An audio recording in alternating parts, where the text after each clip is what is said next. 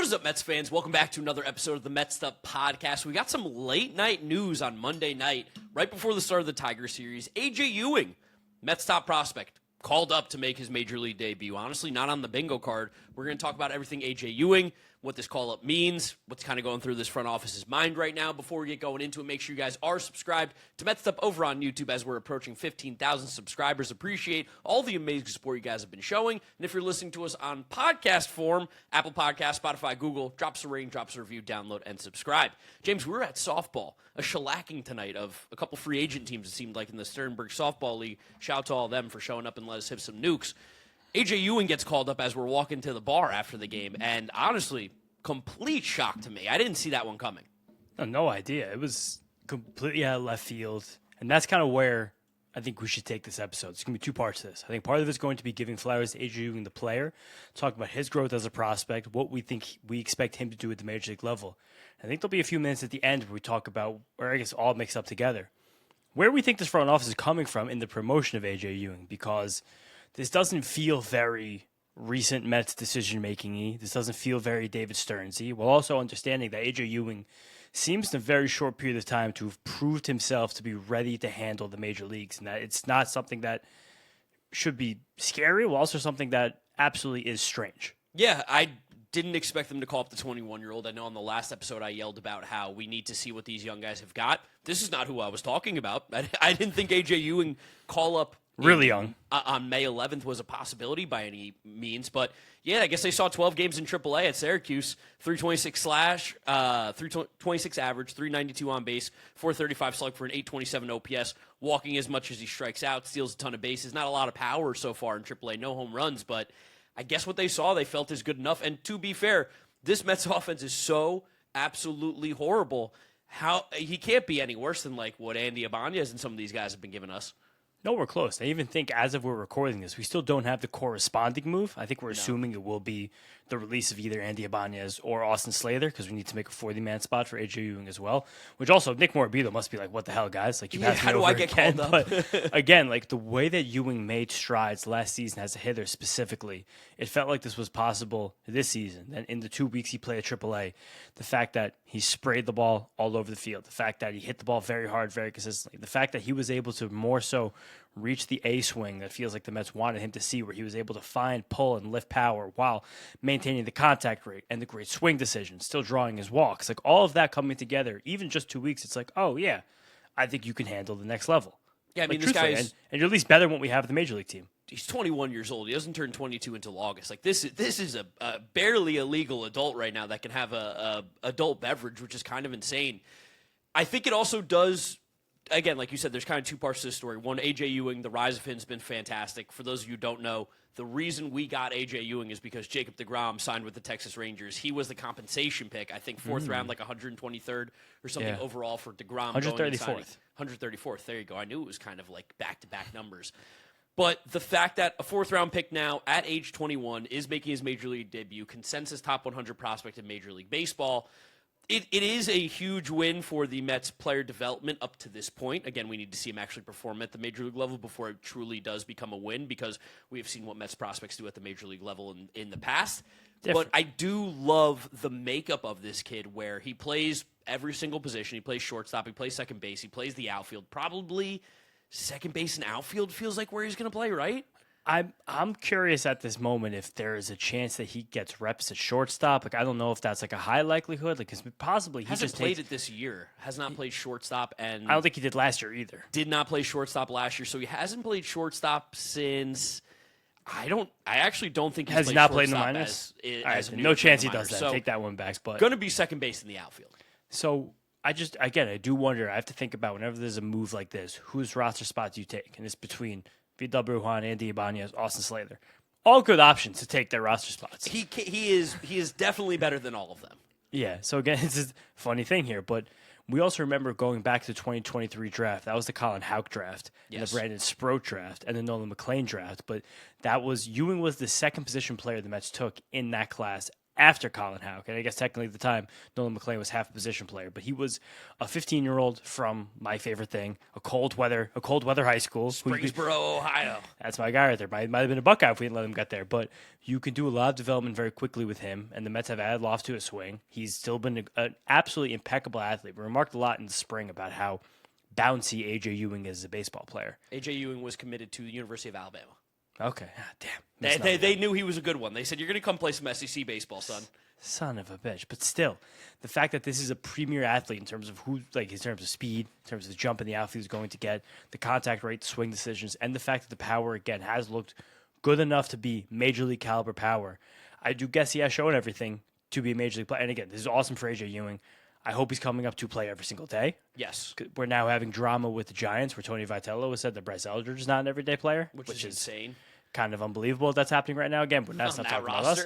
Not talking about us, not at all. But like I said, AJ Ewing getting to the pull power while making swing decisions, while keeping the contact rate, while spraying the ball around the field. Like it's while getting exit velocities that are at least good enough. Last year we saw he had the 111. It's enough to be very much so a nice, solid major league player now with growth potential for a lot more as we keep moving. Yeah, if AJ Ewing hits 5 home runs this year, I think that would be kind of a miracle. I think he's hit like 6 in his minor league career. I think it's 15 actually.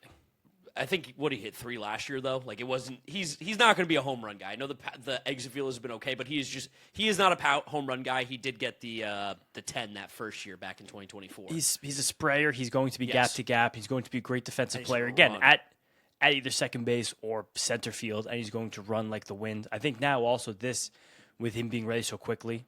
A lot of Mets fans probably don't want to hear this, but this probably is a lot of the logic behind the Brandon Nimmo trade where in the Mets' mind, they had 2 impact outfielders who were 23 years old or younger, and they had another one that was signed for 15 years. So, like, all right, if this guy's on one of the worst 5-year contracts in baseball, like, we might as well trade him for anything we can possibly get him for. And he also might be taking playing time from the other one of the worst contracts in baseball, Marcus Semien at second base, just because Semien's splits right now are so unbelievably stark, like, ridiculous, where I think – against lefties, I'll get the exact numbers real quick as I'm pulling them up here, but I know going into Sunday's game, because I was hearing it on the broadcast, that Semien against lefties had like a 700 or 800 OPS. 726 against lefties, even after Sunday's game, where he really didn't do much. 290 average, 371 on base, 726 OPS. We'll take that all day.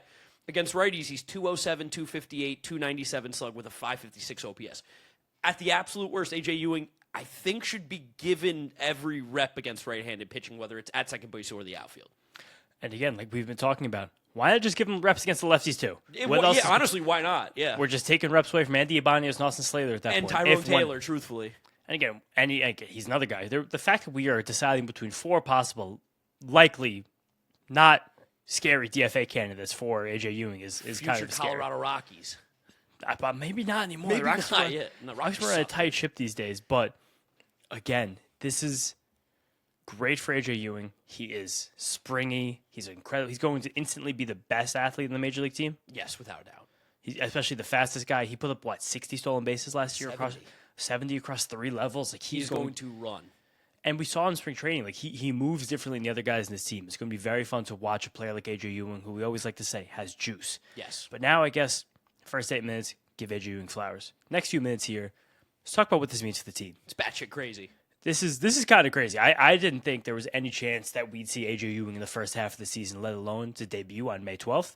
And I think that when we look at the reporting around this, I want to pull 2 articles in right now. One is the fact that Will Salmon, who is the Mets guy. Yes, there's no doubt about it. The last time Will Salmon tweeted, it was Luis Torrens' extension. Now he puts out the AJ Ewing call-up. And it's interesting, this headline of this, in need of a jolt, Mets plan to call up outfield prospect AJ Ewing. And I think that gives me not pause, not fear, but it just puts the antenna up a little bit. Where is this because we needed a jolt? Are we calling up a 21-year-old who just played 2 weeks in AAA where he played really well but wasn't like a tremendous world beater by any means? Like the ball never. If you ask, I mean, if you told a lot of people that the guy's hitting 326 at 21 in AAA, they'd say he's a world beater. But me and you understand that the expectation is that we'll take a league average hitter right now, AJ Ewing.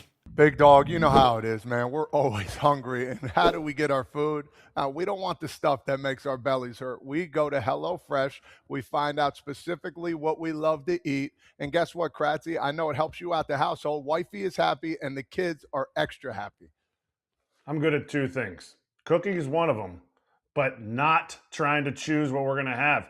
I've gone 15 meals so far, and they haven't given me one repeat meal. There's so many to choose from, and they can make it easy for me. Yeah, and I think the best part of it is for me, I'm very particular. I'm trying new things, and I'm really, really liking these things from HelloFresh. Go to HelloFresh.com/FT10FM now to get 10 free meals plus a free breakfast for life. One per box with active subscription. Free meals applied as discount on first box. New subscribers only. Varies by plan. That's HelloFresh.com/FT10FM to get 10 free meals plus free breakfast for life. Who wants that? I know everybody would love that. And that's what I'm saying. Like, you don't want a savior tag to be placed upon a kid like this. You Especially don't want who that. doesn't hit for power. Yes, especially when I don't think he hit home run AAA. And again, I think a lot of the AJ Ewing fanfare, what a lot of fans saw, is those first 3 or 4 days when everyone on Twitter was like, AJ Ewing is 7 for 10 at AAA. Like, AJ Ewing has had 2 triples in like his first 2 games at AAA. Like, and that's great. He's productive, and I think he will be productive at the major league level. But the in need of a jolt is where it starts to make me feel a little weird, because we always talk about process. Everything comes back to process. I want despite how bad the results have been, if you have a process, you should stick to a process. And I don't want to go way outside of a process now to justify, again, like I said at the top, like, are you trying to justify trading Brandon Nimmo by calling up AJ Ewing? Like, is this where this happened very fast, and it is very, very, very, very, very, very aggressive. I just want that to be known as it happens. I mean, in the Chelsea Janes article that came out today, which also included Trevor Story trade rumors, which let's just put a quash on that. That was actually going to be our episode that you're hearing this morning instead, and we're going to be like, that is legitimately the dumbest thing the Mets could ever do is trade for fucking Trevor Story. I mean, it's crazy that people get paid to have those takes. But at the same time, in that article, talking about how David Stearns might not actually have as much of a leash as maybe me or you, specifically, James, think that David Stearns does. Me and you, I think, are both under the impression that he probably has through 2027.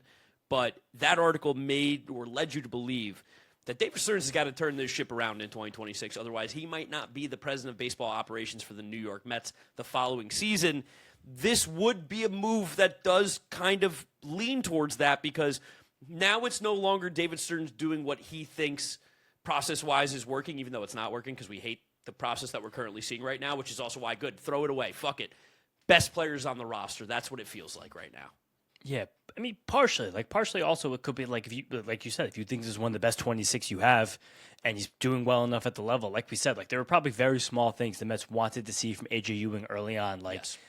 getting to more of that pull side power while maintaining at least swing decision and elite contact rate. If you could do that, you're major league caliber, and that's fine. Start the clock, no big deal. But the interesting thing about that Chelsea Janes article is that the section before the Trevor Story name came up, which again, still unbelievably crazy, but like we're in the content world. We know that sometimes you just need to find a click. Yeah, but boy, oh boy, that couldn't be less right. And I'll tell you this, if your bosses were the Wilpons, how would you like to find clicks? It'd probably be it's by fair. making the people who run the team look as bad as possible. But so right before that, a question from Big John 1906. Jesus. How can Cohen justify leaving Stearns in his role? He created this mess of a roster. He can't be trusted to fix it, can he? And we'll just read through it real quick. Everything I've heard about Steve Cohen's stance during the last few weeks is largely one of patience. Stearns would not have told MLB.com, Anthony DiComo, didn't get that. SNY did not get that beat. He's not firing Mendoza. Cohen's not okayed that message. Cohen does not have a history of dramatic reactivity in baseball. I think he does probably otherwise. Probably otherwise, yeah. Which I wish we maybe had a little more of that. You would just think about you as a season ticket holder for a few years. How many ticket reps have you talked to? Different ticket reps? That would be 0. They have done the worst job possible. Shout out to the guy who got my tickets. After that, you fucking suck. I haven't even heard from them since. Crickets. That being said, Cohen knew what he was doing when he told reporters at spring training that he is annoyed that his team has not won regularly during his tenure. He was not bloviating, good word, ACT word of the day. I don't even know what that means. Like, he wasn't like... That's a word I've never heard in my life. Bloviating? Bloviating. When he said the Mets have to make the playoffs with a roster expensive as his, the standard seems more than fair. All of which is to say, I think Cohen gives Stearns a chance to fix this between now and the end of the season. If they miss the playoffs, I do not think he will get more chances beyond that. I think that's interesting. That was said today. And again, I'm sure Chelsea has talked to people with the team, with the organization. She's the SNY Mets beat reporter right now from the job that was previously held by Andy Martino. And literally the paragraph after this, if you were Stearns, what would you do in the situation? And she threw out the concepts of trading for Rafael Devers, Trevor Story, take a veteran player in a bad contract, try to throw him into this. Where also, funny enough, the headline of this piece was about AJ Ewing, and it was about why are these guys not in the team right now. So I think that, again, I don't think that this was known that this was happening today, but like even Gary and Keith discussed it the other day. Like, why not bring up Ewing, especially Morbido, who again on the 40-man roster got passed over again? Yeah, I need to see him on here. I love Tyrone Taylor, but Tyrone's done. He's got nothing. What about just rather than the guys slay their new bodies, like we keep saying? Yeah. But it is, I get concerned about leaving the process because we even spoke as this was happening, despite the I don't know, the inflammatory nature of everything going on right now in the Mets world. I think basically no matter what, David Stearns has till the end of next season, no matter what. Probably, especially given that there's going to be a theoretical lockout next year.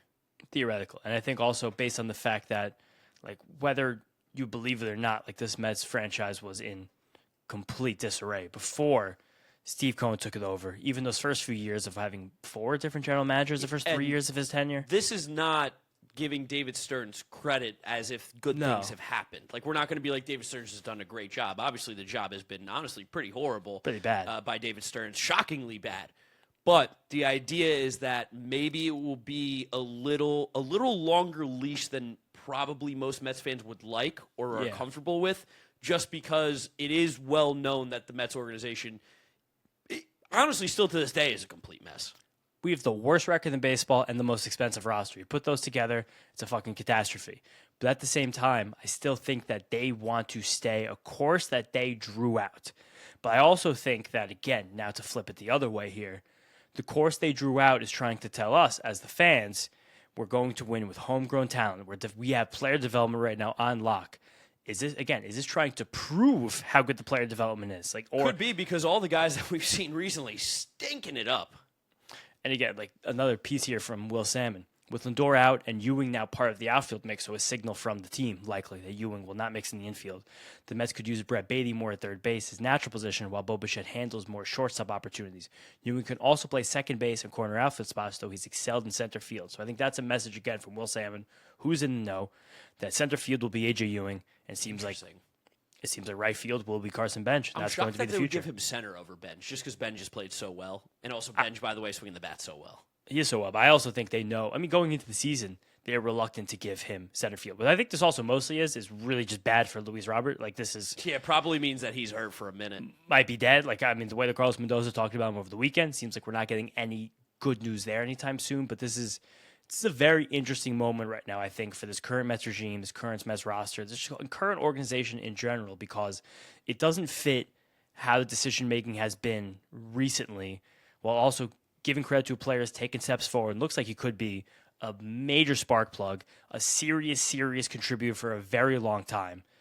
At the same time, it all still feels very weird just because of where we're at as a team. Yeah, the thing that makes me happiest is that we're seeing something different. We are trying something different. What has been going on is not working. So the Mets said, you know what, fuck it. We have this 21-year-old kid who runs the bases like a fucking madman. Demon. Who puts the ball in play a ton, who gets on base, who's going to play center field. He's a Difference maker. Difference maker. This is a guy who, right now, on the edges, that is a lot of the difference in these Mets games. How many close games are the Mets losing?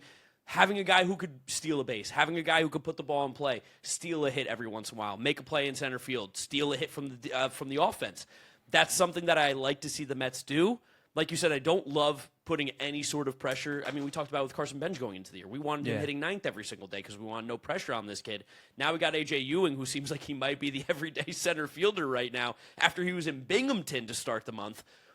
This is definitely, I think, I'm not saying ringing the alarm bells, but you're starting to see, I think, David Stearns treat this a little differently. Pressing. Yeah, pressing. Treat it a little differently than just we trust our guys, it's going to be okay, we're going to get through this. I think this is a direct shot saying we don't trust our guys, we got to find new people who can make things happen because this current roster is abysmal. And again, there's nothing about AJ Ewing, because AJ Ewing to me is a premier prospect in baseball. I'd love to have seen him next year, but like I'm I'm fine with seeing him this year. I think he proved enough to show that he could be a major league contributor easily. If he was in the minor leagues long enough this season, and he probably still will be a prospect by the time the big outlets do their re-ranks, he'll be a top 30 prospect in baseball. There's no doubt about it. Yeah. Like, it was a big thing last year when Baseball Prospectus and Aaron Layton Just Baseball ranked him ahead of Jet Williams. People were like, whoa. But I think now it's a very obvious thing in the world. And the fact that AJ Ewing is getting to the major leagues ahead of Jet Williams is also pretty crazy, Says too. a lot on a Brewers team that could use some help there. And it probably says a lot about where the Mets viewed these two guys when these trade negotiations were happening over the last calendar year, because AJ Ewing was a name that came up consistently, even going back to last deadline for an impact piece. It seems like he was someone who was not made even remotely available by the Mets. Another thing to calling possibly him up to completely, like, people like to call Stearns out for not bringing up the prospects because he doesn't want them to get exposed, and then you can't have them as a piece to trade.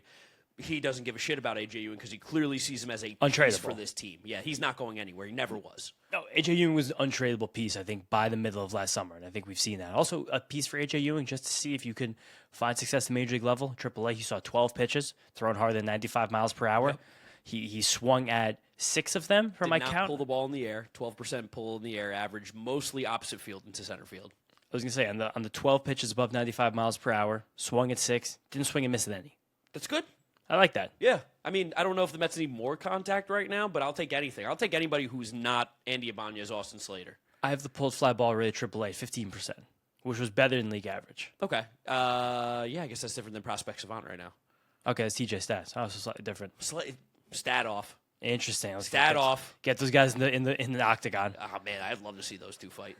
I love Prospect Savant's a man. That guy makes great stuff. But the thing I keep coming back to, and I hate to take a moment from AJ Ewing, because I think he might listen to the podcast, or at least he's aware. He's at least aware of it. He's a full follower, I think, of us too, and the podcast. Yeah, AJ is the man. AJ's a cool dude. We saw swagger from him in the spring. It's 21. Let's go get a beer. Yeah, right. Which is cool for this kind of situation. But that Will Salmon, the way that article started, in need of a jolt, Mets plan to call up outfield prospect AJ Ewing. I think you're reading too much into it. I'm gonna be the contrarian. I think you're putting too much pressure on Jolt. I actually think you're putting too much pressure on. I think Jolt. I take it back. I think Jolt is exactly what he is. He is a Jolt, which is a 21-year-old. Play with your fucking head on fire. Play chaos. Run. Dive all over the field. Get dirty. The Mets play such a boring fucking brand of baseball. And while I don't necessarily, again, I'm excited that AJ Ewing's up. We're going to see his debut tomorrow. I can't wait. At the time, we're going to be in the stadium. Thank God we're going on Tuesday. But I think I would have loved to have come up because it was a little bit more of the appropriate time rather than the Mets stink so bad that AJ Ewing is better than our other options. That's where I'm with you, but I do think in terms of jolt and stuff like that, I do think he is the exact jolt that this team needs right now. We have slow people. We have no T right now on this team. Let's flip it back right now. Like, a lot of Mets fans, us a little bit, but not as much as the world, were critical last year of David Stearns waiting a little too long, threading needle with Nolan McLean. And I think waiting for Nolan McLean was useful because the way he found his curveball midsummer last year, that has made him into the monster that we've seen right now. And we're both on the record saying that because of how good Nolan McLean has been, I don't want to butterfly affect anything. I would never have called him up a second earlier just because of how good it is. But at the same time, if you got Nolan McLean last year, that was 75, 80% as good as the one that we saw, but just made 3 or 4 more starts. In the playoffs. You made the playoffs last year. And who knows what this roster looks like if you made the playoffs last year. And that probably is exactly what they see with AJ Ewing is. This is what he is as a player. We get his profile. We think it's going to be better than what we have at the major league level. Go play some ball, kid. And also, not to compare these two players in any way, shape, form, facet, any way at all. But the Pirates and Connor Griffin. Yes. They waited to call him up. He still struggled for the first 3 weeks. Suddenly, man on fire. Connor Griffin looks like a fucking monster. All and the again, stuff you were saying. not comparing these two guys in any way, shape, or form. Couldn't be more different, honestly. You're allowed to make adjustments at the major league level. Yes. You're allowed to develop at the major league level. 100%. Something you should be developing at the major league level. So if you think he right now, and I think he blatantly is, one of the 26 best players in your organization, he should just be in the major leagues, especially if you think you have pressure on your job. You think so the Mets, who again are we facing on the Tigers? No lefties, right?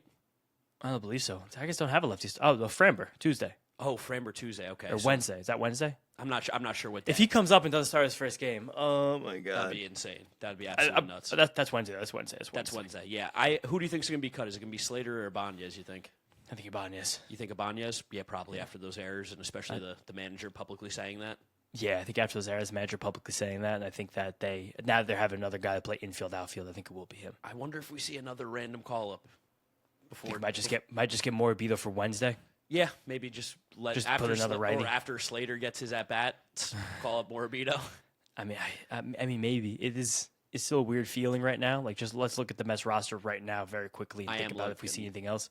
People on Twitter are now also talking about Ryan Clifford. Ryan Clifford is not at all the same caliber right now as AJ Ewing. I mean, there's striking out 40% of the time. There's a huge difference right now. Like with Ryan Clifford, I think it might be down to 30% now. But like he has good spurts, but he can't sustain. The difference with Clifford and Ewing will be this: Ewing is going to be a more consistent player. Will probably not reach like the potential highs of like an OPS at a major league level that Ryan Clifford could. But the idea is that Ryan Clifford might completely crater out right now at this exact moment if he were called up. And in the most disgusting, awful way possible, I think they're just giving Mark Vientos a shot to prove if he's got it or not. Vientos has been swinging it well for about 2 weeks now. But again, it's like right now, like you said, it's similar to the conversation we had with Benj and making the opening day roster. Like, he's just a high floor player. He's going to play really good defense, going to run the bases very well. The back kind of becomes gravy in the short term. And right now, the bench on a day-by-day basis is Vidal Brujan, Andy Ibanez, Austin Slater, and Tyrone Taylor. Yeah, I mean, there's all those guys I don't really want to see on my MLB roster anymore. I mean, Slater, Ibanez, and Taylor are all over 32 years old. Like, God, I miss Jared Young. It's so much. Talkman. I can't wait till Talkman's back. But it is just he's one of the 26 best. Just do it. Yep, just do it.